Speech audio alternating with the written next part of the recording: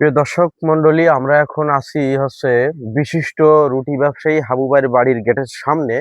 তো আমি একটা হাবু ভাইয়ের বাড়ি যাওয়ার পথেই যে রাস্তাটা দিয়ে আপনার হাবু ভাইয়ের বাড়ি যাবে, সেই রাস্তায় ঢোকার মুখেই একটা জিনিস আমি এই জায়গায় দেখলাম যে পুরো এক হাত গর্ত হয়ে গেছে বৃষ্টি কাদায়। তো এই হাবু ভাইয়ের এই বাড়ির এই রাস্তাটা খুবই কাঁচা এবং অনেক মানুষের যাওয়া আসা, এই রাস্তাটা অনেক জরুরি একটা রাস্তা। সেক্ষেত্রে এখন বিশ্বকাপ ফুটবল খেলা চলতেছে, সেই ফুটবল আসলে বাড়ি তো মানুষের টিভি কম আছে, এই জন্য চার দোকানে বসে মানুষ টিভিটা দেখে। তো চার দোকানে টিভি দেখতে গেলে রুটির দরকার, আর রুটি আপনার রুটির প্রয়োজন করলে কি হবে, হাবু ভাইয়ের বাড়ি আসতে হবে। আর হাবু ভাইয়ের বাড়ি আসতে গেলে পর এই কাদা, এই জন্য অনেক দোকানদারের অনেক সমস্যার সম্মুখীন হতে হচ্ছে। তাই এই বিষয়টা আমার নলেজে দেওয়া হয়েছে, তাই আমরা এখন নিজেই পরীক্ষিত ভাবে আসলাম হাবু ভাইয়ের বাড়ি, যে বিষয়টা কি দেখতে। হাবুবার গেটের সামনে ঢুকতেই দেখলাম যে প্রায় অর্ধেক হাত মতন কাদা হয়ে রয়েছে।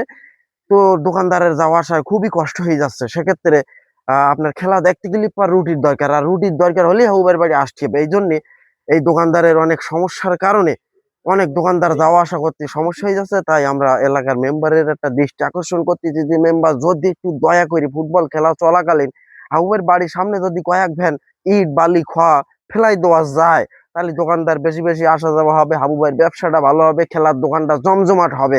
সেক্ষেত্রে মেম্বার ভোট একটু বেশি পাবে। আর বিশেষ করে দোকানদাররা অনেক ভোগান্তি পোহাচ্ছে। তাই আমরা মেম্বারের দৃষ্টি আকর্ষণ করতেছি, যদি হাবু ভাইয়ের রাস্তাটা কোনো রকম একটু ভালো করে দেওয়া যায়